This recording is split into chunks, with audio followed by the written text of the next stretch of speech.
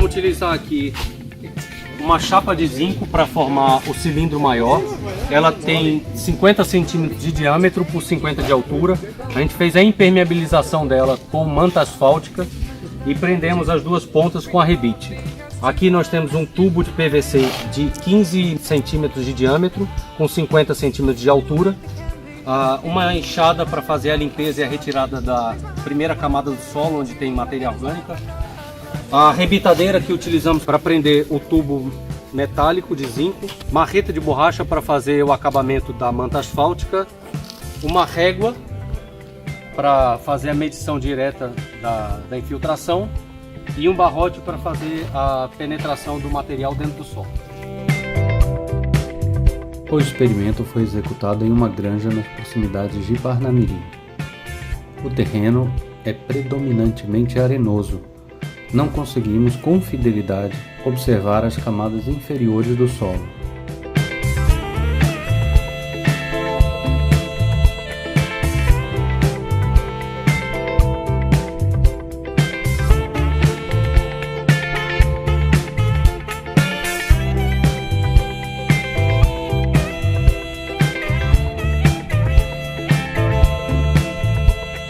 Enterramos os cilindros para que eles ficassem a uma distância do solo de 29 centímetros aproximadamente. Procuramos deixar o mais equidistante possível. Mais centralizado possível, né? E a gente vai encher o lado de fora para que a água blinde o de dentro, fazendo com que a água escorra para o lado de fora e a variação da água do de dentro permanece constante com a gente medindo a velocidade da água sendo infiltrada.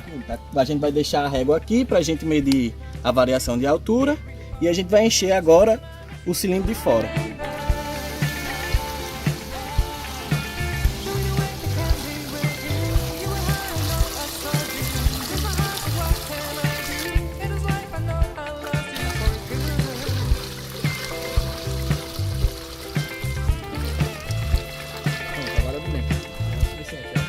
E agora a gente vai encher o de dentro.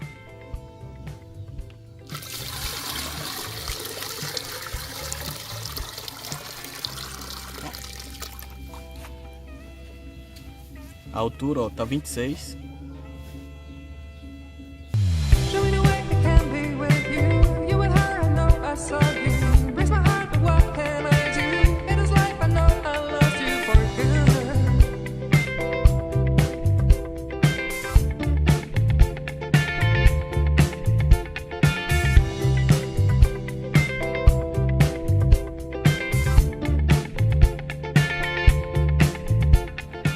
O nosso colega está fazendo o preenchimento agora da água do cilindro externo.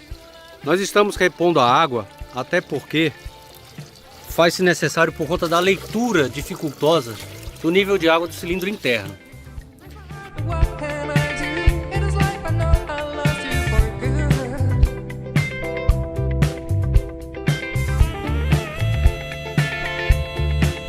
A gente acabou de repor a água do cilindro externo e interno. Nós vamos repetir esse processo e anotar a variação de altura do nível de água do cilindro interno. Nós vamos repetir esse processo de repor a água e fazer a anotação periodicamente de acordo com uma tabela pré-definida. Nós vamos fazer isso até que se verifique uma variação de altura no nível de água do cilindro interno inferior a 10%. Isso vai caracterizar uma velocidade de infiltração constante.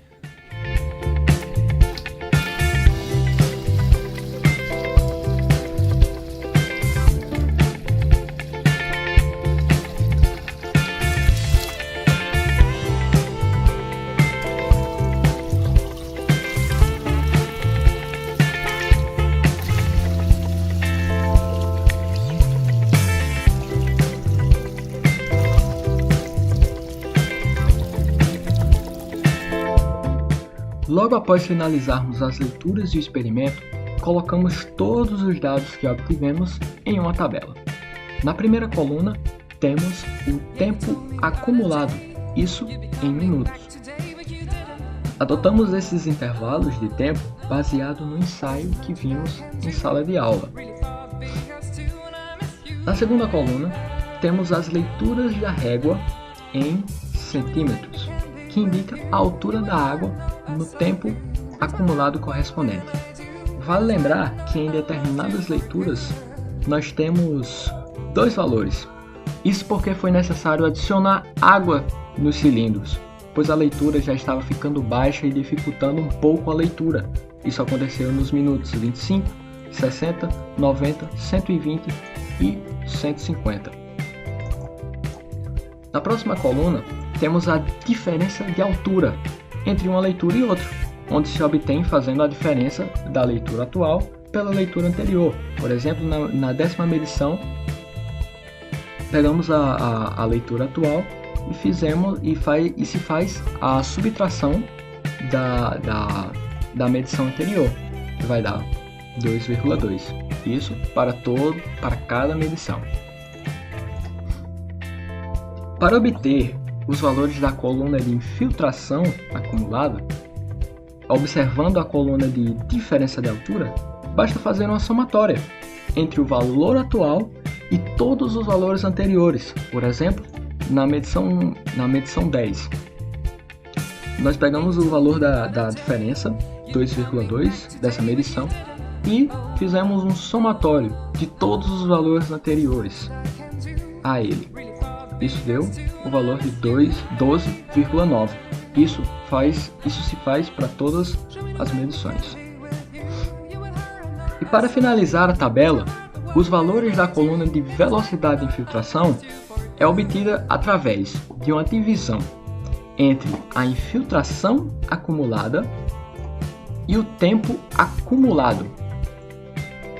Se faz uma divisão para cada medição, sendo necessário, no final, multiplicar o valor dessa divisão por 60, para que a gente transforme a unidade de centímetro por minuto para centímetro por hora, que é o que a gente quer. E foi adicionado aqui uma última coluna de diferença de velocidade, que basta fazer uma simples subtração entre a medição atual e a anterior de velocidade de infiltração, só para analisar melhor como a velocidade de infiltração está se comportando. No caso aqui, ela está decrescente, se aproximando a zero, mas infelizmente não chegamos ao valor que esperávamos. Com todos os valores obtidos da tabela, é possível desenvolver um gráfico relacionando velocidade de infiltração em centímetro por hora e tempo de ensaio em minutos, onde será analisado se o solo atingiu a chamada taxa de infiltração estável, que é quando a velocidade de infiltração se mantém constante.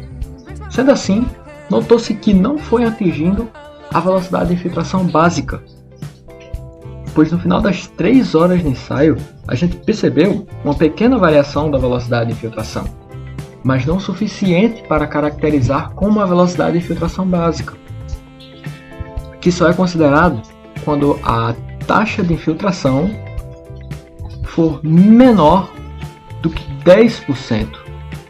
Isso em um período de 1 hora.